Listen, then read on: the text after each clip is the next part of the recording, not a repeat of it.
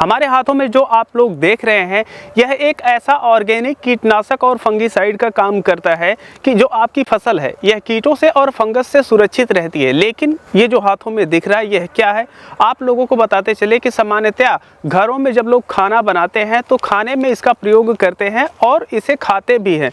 तो आप लोग सोच रहे होंगे कि जो चीज़ हम खाने में प्रयोग करते हैं वह कैसे एक ऑर्गेनिक और कीटनाशक के तौर पर प्रयोग हो सकता है, क्या हम उसको खा रहे हैं तो हमें नुकसान तो नहीं करता है। देखिए, इसकी जो कार्य प्रणाली होती है यह थोड़ा सा अलग होती है, जिसकी वजह से यह जब आप लोग अपने फसलों में प्रयोग करते हैं तो जो आपको रिजल्ट मिलता है यह काफ़ी ज़्यादा बेहतरीन मिलता है। और जब सब लोग इसे खाने में प्रयोग कर रहे हैं तो आप लोगों को पता ही है कि जब खाने में प्रयोग किया जा सकता है तो खेतों में अगर आप लोग प्रयोग करते हैं तो ना ही आपकी मिट्टी को यह नुकसान पहुंचाता है, ना ही हवा, ना ही पर्यावरण, पूरी तरीके से यह सुरक्षित है। तो चलिए हम आप लोगों को बताते हैं कि यह क्या चीज़ है और यह आखिर वास्तव में किस तरीके से काम करता है।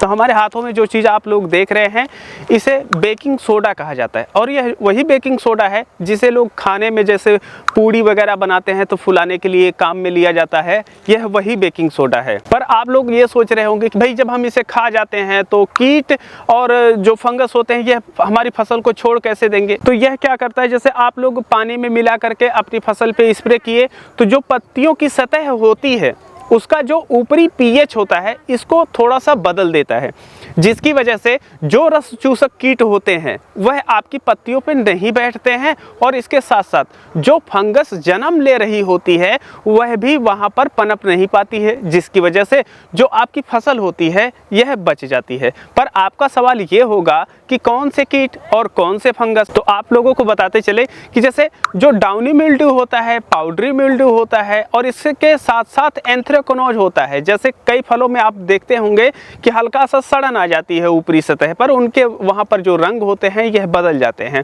तो इस प्रकार के जो फंगस होते हैं उनको दूर रखता है।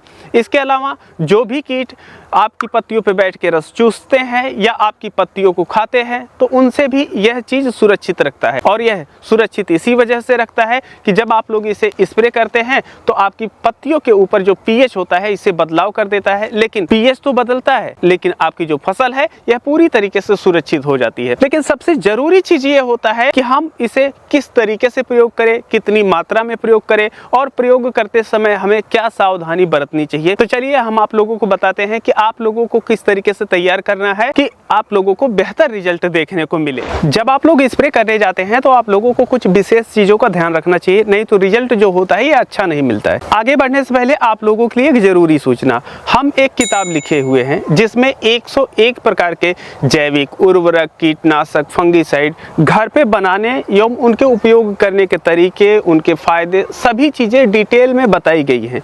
और यह जो किताब है हिंदी और इंग्लिश दोनों में उपलब्ध है, 101 रुपए में मिलती है। दिए गए नंबर पे आप लोग 101 रुपए का पेमेंट कर दीजिए, पेमेंट का स्क्रीनशॉट उसी पे व्हाट्सएप कर दीजिए। और ये जो किताब है क्योंकि यह ई बुक के रूप में है तो तुरंत आपके मोबाइल पे भेज दी जाएगी, हार्ड कॉपी इसकी नहीं है।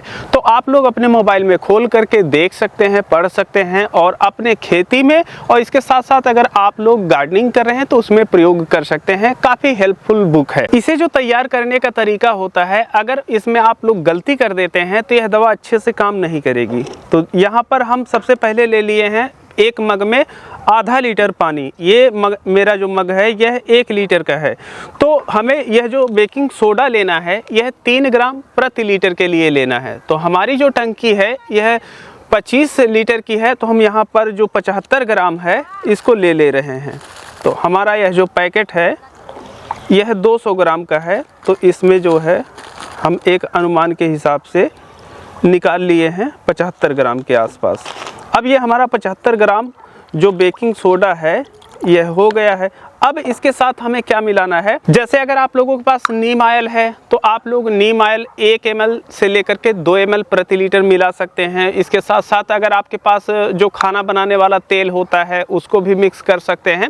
लेकिन मौके पे हमारे पास अरंडी का तेल है तो हम अरंडी का तेल प्रयोग कर लेते हैं यहाँ पर, क्योंकि इसमें राइसोनोलिक एसिड होता है जो कि कीटों पे भी अच्छा असर करता है और इसके साथ साथ फंगस पे भी। तो यह दोनों दवा मिल करके काफ़ी बढ़िया असर दिखाती पड़ती हैं फसल पे, तो यहाँ पर जो है हम इसको लगभग 1 ml प्रति लीटर के हिसाब से ले रहे हैं। अरंडी के ऊपर हम एक स्पेशल वीडियो बनाए हैं, तो आप लोग जा कर के उसको भी देख सकते हैं।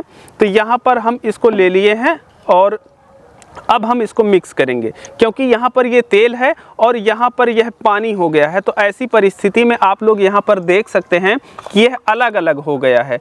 तो ऐसी परिस्थिति में हमें करना क्या है कि इसमें जो भी हमारा शैम्पू होता है उसे हमें अच्छी तरीके से मिलाना है।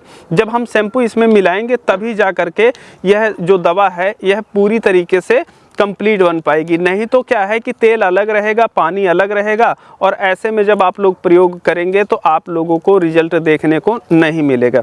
तो यहाँ पर हम 25 लीटर के लिए जो दवा तैयार कर रहे हैं, इसमें 4 पैकेट जो हमारा शैम्पू है इसे हम मिला लेते हैं।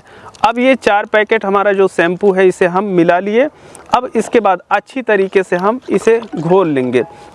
जब घोल लेंगे, क्योंकि जो हमारा शैम्पू होता है इसे विलेय बना देता है, यह पानी में घुलनशील रूप में हो जाता है। तब जब हम स्प्रे करेंगे तो जो हमारी पत्तियां हैं वो उस पर अच्छे तरीके से यह फैल पाएगा, तब जा कर के अच्छा जो रिजल्ट होता है यह दिखा पाएगा। तो इस तरीके से आपको अच्छे से हिला करके इस तरीके से मिक्स कर लेना है। और अब आप लोग यहाँ पर देख सकते हैं कि यह जो दवा है यह पूरी तरीके से अच्छी तरीके से तैयार हो गई है। तो अब जब दवा तैयार हो जाती है तो जो हमारी टंकी है उसमें हम इसको मिला लेते हैं। अब मिलाने के पश्चात इसमें पानी भरेंगे और प्रयोग करेंगे। लेकिन आगे बढ़ने से पहले जब आप लोग स्प्रे करने जाते हैं तो कुछ सावधानियां बरतनी चाहिए, नहीं तो जो रिजल्ट होता है यह बेहतर नहीं मिलेगा। जब भी आप लोग स्प्रे करने जाइए तो हमेशा एक चीज़ का ध्यान दीजिए, गर्मियों में अगर आप लोग स्प्रे कर रहे हैं तो आप लोगों को या तो सुबह 8 बजे के पहले स्प्रे करना चाहिए या तो शाम को 4 बजे के बाद स्प्रे करना चाहिए।